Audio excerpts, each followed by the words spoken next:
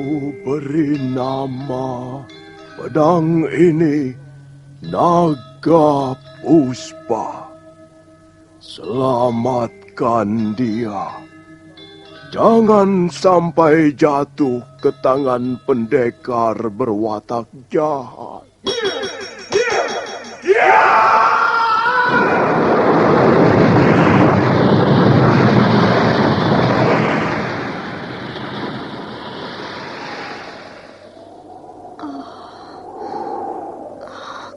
Kakang Kamandanu, kau masih juga tidak percaya bahwa aku mencintaimu. Mesin, maafkan aku, Mesin. Mesin. Mesin!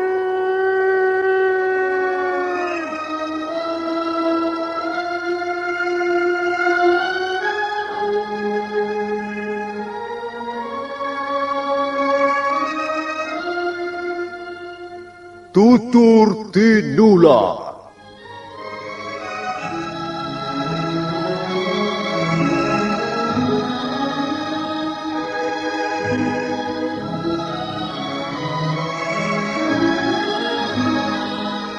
Sebuah sandiwara radio serial, produksi Sanggar Cerita dan Teater Sanggar Prativi.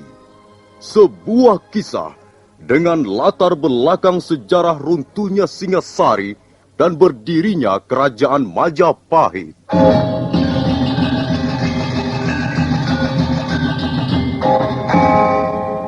Sandiwara ini didukung oleh pemain-pemain radio yang sudah ternama.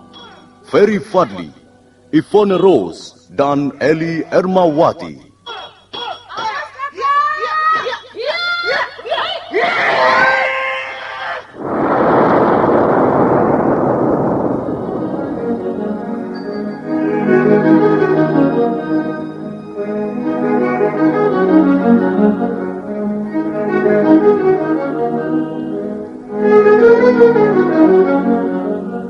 Cerita ini ditulis dan disusun oleh S. Tijab. Teknik dan montase dikerjakan oleh Rudi Tinangon dan Joko SP. Sutradara EWS Yuwono. Kali ini mengetengahkan episode pertama dengan judul Pelangi di Atas Kurawa.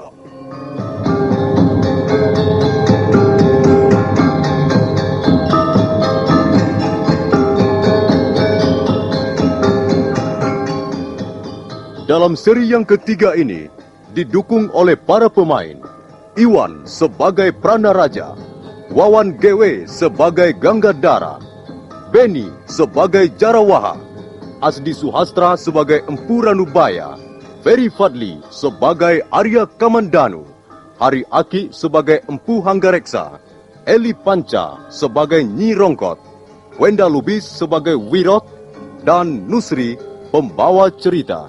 Selamat menikmati.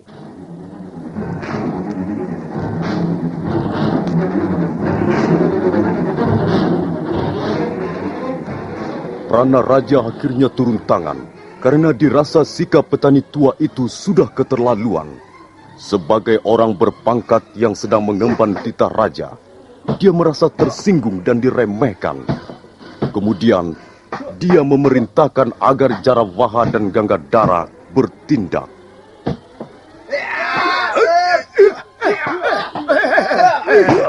Ini ada apa ini? Kok main proyek begini? Hentikan! Mundur Jarawaha, menepilah Ganggadara. Si tua bangka ini agaknya punya kepandaian juga, Tuan. Mundur kataku.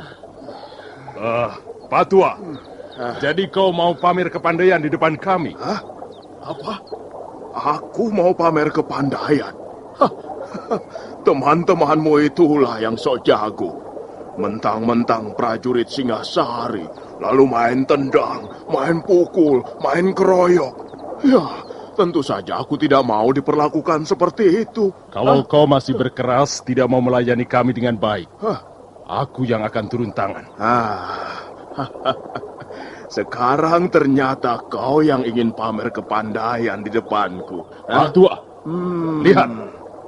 Aku membawa tanda pengenal dari istana. Kau tahu artinya? Tidak.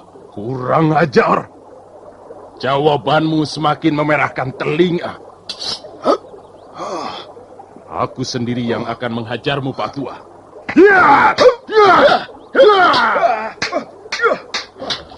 Hati-hati, Tuan.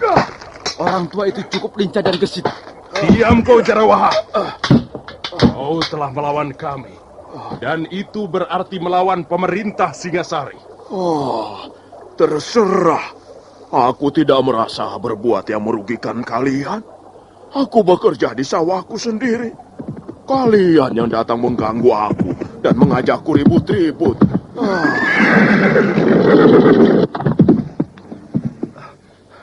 Ada apa, Paman Ranubaya? Mereka itu yang punya persoalan. Tanya saja pada mereka. Kalau tidak salah, tuan-tuan adalah prajurit Singasari. Iya, kami memang prajurit Singasari. Kami datang ke Kurawan ini untuk mengemban titah Prabu Kertanegara. Oh, begitu. Lalu mengapa sampai ribut dengan Paman Ranubaya? Orang tua itu tidak tahu sopan santun. Dia sama sekali tidak memandang kami sebagai utusan raja. Kalau aku menggunakan hak dan wewenangku sebagai panglima muda, maka dia bisa dihukum cambuk 100 kali. Sudahlah, Kamandanu. Hantarkan mereka itu ke rumah orang tuamu. Oh, jadi tuan-tuan bermaksud mengunjungi rumah kami? Iya, kami mau menemui Empu Hanggareksa. Empu Hanggareksa adalah orang tua saya, Tuan. Kalau begitu, kebetulan sekali, Tuan. Kita ikut saja anak muda ini pulang ke rumahnya. Benar kau putra Empu Hanggareksa? Benar, Tuan. Mari, Tuan. Rumah saya tidak terlalu jauh dari sini. Tinggal 20 pa lagi. Saya pergi dulu, Paman Ranubaya. Hai, Pak Tua. Kalau kau tidak belajar sopan santun dan menghargai pejabat kerajaan, suatu ketika kau akan mendapat kesulitan besar. Mari, Tuan.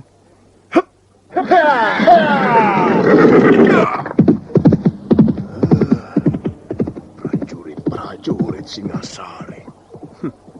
Apa yang mereka andalkan sebenarnya? Singasari, negeri buatan Kenaro. Aku melihat mendung tebal bergulung-gulung dari segala penjuru. Ya, aku melihat bencana besar akan menimpa dirimu, Singasari.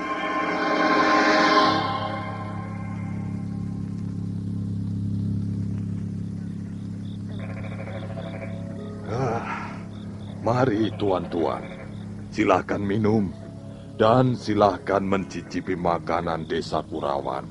Terima kasih Tuan Hanggareksa. Kami ikut merasa gembira dan bangga mendengar kebijaksanaan Sang Prabu Kertanegara. Wah, beliau itu raja yang arif, adil dan bijaksana. Beliau tak pernah melupakan budi baik seseorang, sekalipun orang itu berasal dari kalangan bawah. Kita semua ikut menikmati hasil yang telah dicapai pemerintah Singasari. Ya, benar Tuan. Dengan diresmikannya prasasti Camunda, maka siapa saja yang dianggap berjasa membantu Singasari melebarkan sayapnya akan mendapat hadiah.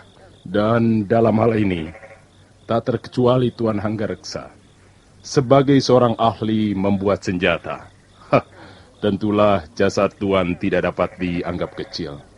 Bukan begitu, Jarawaha? Betul Tuan, betul sekali. Ya, bagaimana seorang prajurit bisa berbuat banyak di medan peperangan kalau tidak dibekali senjata yang ampuh? Dan senjata buatan Tuan Hanggareksa sudah terkenal ampuh. Prajurit Madura, Bali, dan terakhir pasukan Suara Bumi sudah membuktikan sendiri keampuhan senjata ciptaan Tuan. Tuan-tuan terlalu memuji saya. Saya sudah merasa senang dan bangga kalau bisa bekerja dan mengabdi pada pemerintah Singasari. Ini sungguh, Tuan. Dalam hal ini, saya bekerja tanpa pamrih apa-apa. Kami percaya, Tuan. Dan Prabu Kertanegara sendiri juga sepenuhnya percaya pada kemurnian pengabdian Tuan Hanggareksa. Itulah sebabnya Tuan diharapkan hadir dalam pertemuan di bulan Badrapada nanti. Sang Prabu ingin bertatap muka dan bicara langsung dengan orang-orang yang telah membantu beliau.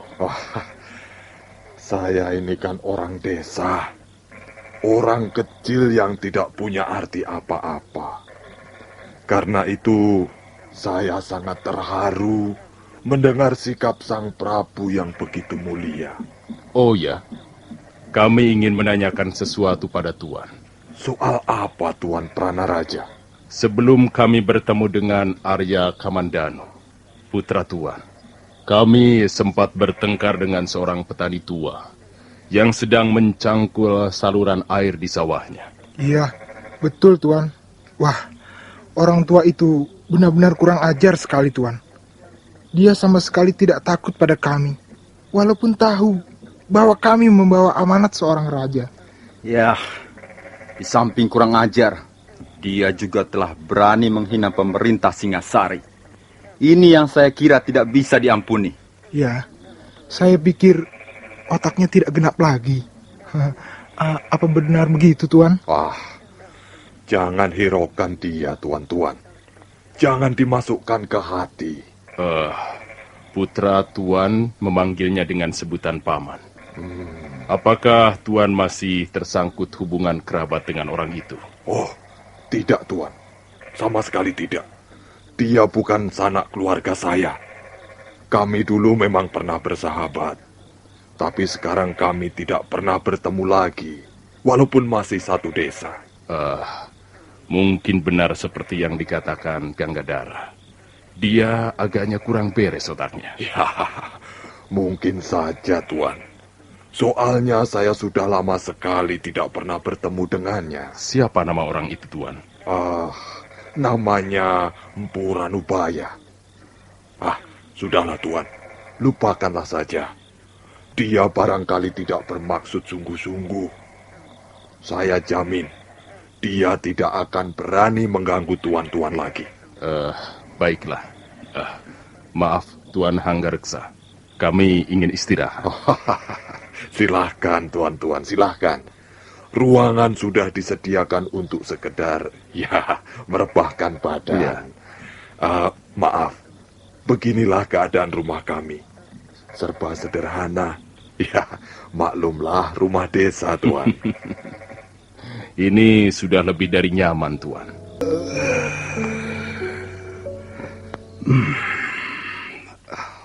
Ngantuk.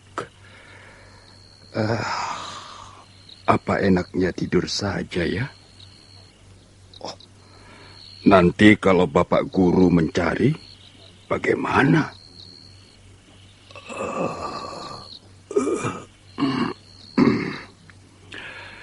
Ya, guruku memang orang aneh. Susah ditebak. Sukar diketahui apa kemauannya. Tapi, beliau memang guru yang hebat. Dalam hal ini, dalam hal pembuatan senjata pusaka, di seluruh Singasari ini, bahkan mungkin di negeri-negeri lain, kukira belum ada yang mampu menandinginya.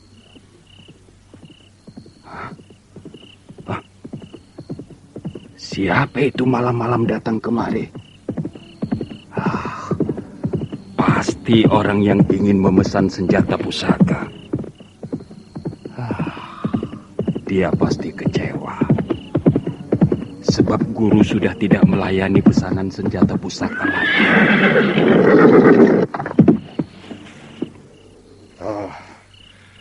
Apakah aku bisa bertemu dengan Empu Ranubaya? Bukankah Tuan... Ya, betul. Aku Hanggareksa, sahabatnya. Apakah kau Wirot? Iya, Tuan. Saya Wirot. Mana Kakang Ranubaya? Apakah aku bisa menemuinya? Sekarang ini tidak di rumah, Tuan. Di mana aku bisa menemuinya, ha? Apakah harus sekarang, Tuan? Aku besok pagi sudah harus berangkat ke kota Singasari. Kalau begitu, mari ikut saya, Tuan.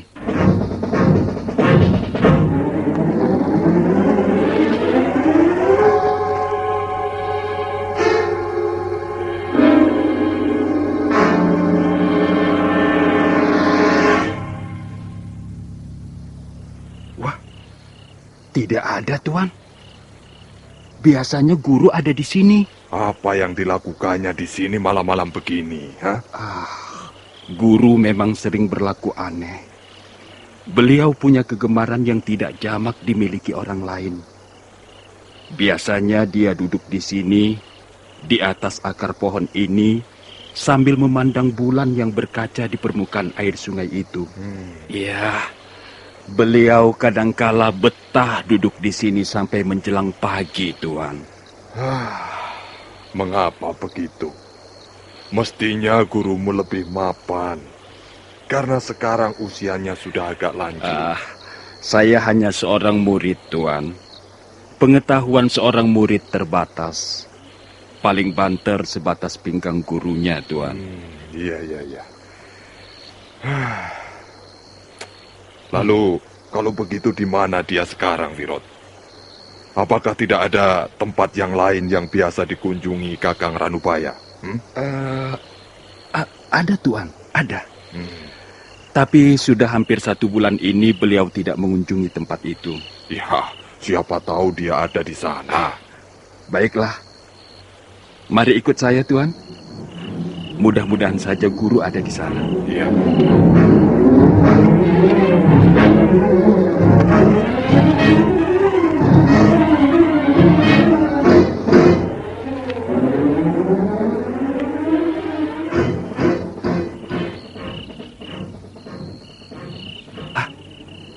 Sepertinya juga tidak ada, Tuan.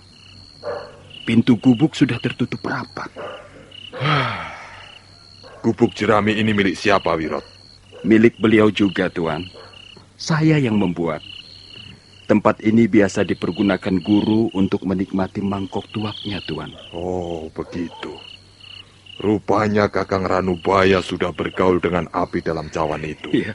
Kadangkala beliau mabuk dan tertidur di atas tumpukan sabut kelapa. Kasihan Kakang Ranubaya. Mungkin akhir-akhir ini dia banyak mendapat kesulitan dalam hidup. Rasanya tidak, Tuan. Beliau biasa-biasa saja. Hidupnya sangat sederhana. Yang jelas beliau tidak pernah memusingkan persoalan-persoalan duniawi. Kalau tidak, mengapa dia minum tua? Soal itu, beliau pernah berkata pada saya, Tuan. Wirot, aku tahu api ini panas. Bisa membakar hangus tubuhku, juga jiwaku. Tapi aku tidak takut terbakar. Bukan karena aku putus asa. Di dalam cairan ini aku bisa menemukan Ranubaya yang sesungguhnya. Bukankah seluruh isi dunia ini mabuk? Dan bukankah mabuk itu ada banyak ragamnya? Mabuk kekuasaan, mabuk pangkat dan harta, mabuk wanita, mabuk kebiar dan gemerlapnya ketenaran. Nah, aku sengaja memilih mabuk tuak saja, karena tidak berbahaya. Paling-paling aku sendiri yang akan mengalami bencana, dan bukan orang lain. Lagi pula, mabuk tuak murah harganya. Hanya 10 beribil sudah bisa sampai ke tujuan. Kakang Ranubaya berkata begitu, Wirot? Betul, Tuan. Hal itu sudah lebih dari 10 kali pernah dikatakannya pada saya. pendapat seperti itu tidak benar. Aku tidak setuju. Tapi ini adalah hak setiap orang. Baiklah, sekarang kemana lagi kita harus mencarinya, Wirot? Kemana lagi ya? Wirot, Iya, masih ada tempat lain yang biasa dikunjunginya? ada Tuan, ada. Tapi apa lagi?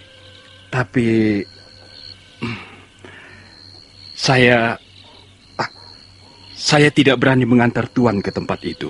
Mengapa kau tidak berani? Tempat itu letaknya di belakang bukit kecil ini, Tuan. Kalau di mana-mana tidak ada, biasanya guru ada di situ.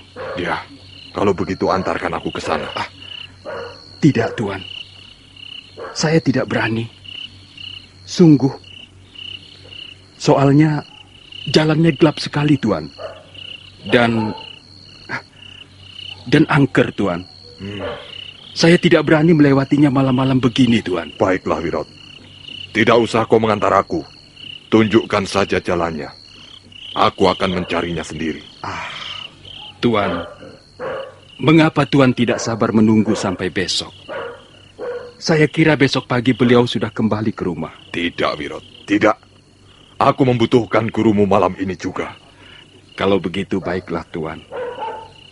Tuan terus saja menyusuri pematang sawah ini. Sampai di sebuah pohon yang besar dan rindang, Tuan belok ke arah selatan. Iya.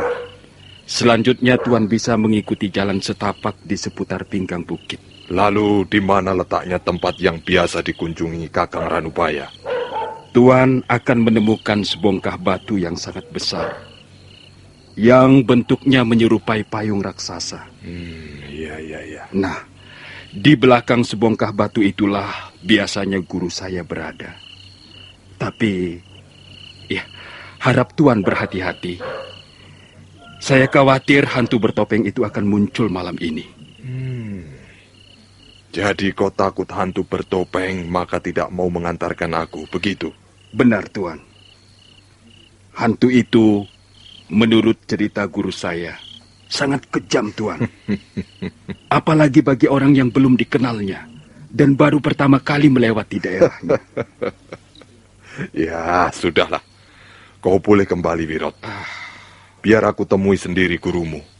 Sekalian aku ingin berkenalan dengan hantu yang kau katakan itu.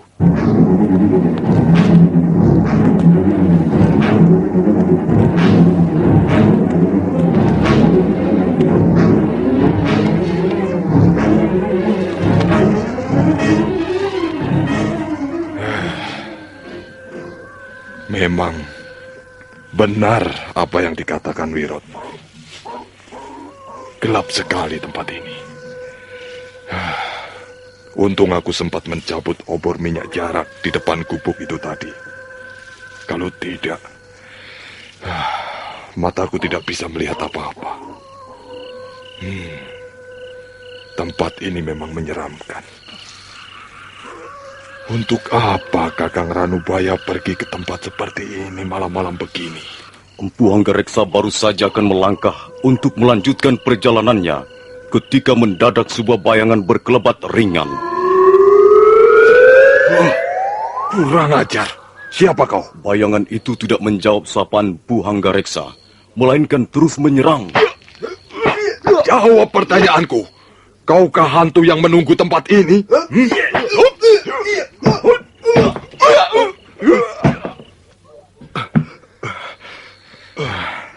Nah, mau apa kau sekarang? Masih ingin mencoba Empu Hanggareksa? Kau ternyata hantu gadungan. Coba, aku ingin tahu wajah di balik topengmu ini. Empu Hanggareksa sambil menjepit lengan hantu bertopeng, menyingkapkan topeng di wajah hantu itu.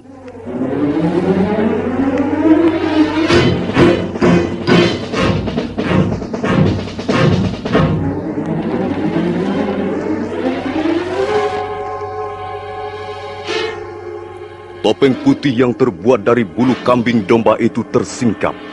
Pada saat itu, muncul bulan dari balik awan hitam. Empu Hanggareksa terkejut. Nah, para pendengar sekalian, siapakah hantu bertopeng itu? Dan apa maksudnya menjadi hantu di tempat itu? Silakan mendengar jawabannya pada seri berikut dalam episode Pelangi di Atas Kurawan ini. Sampai jumpa.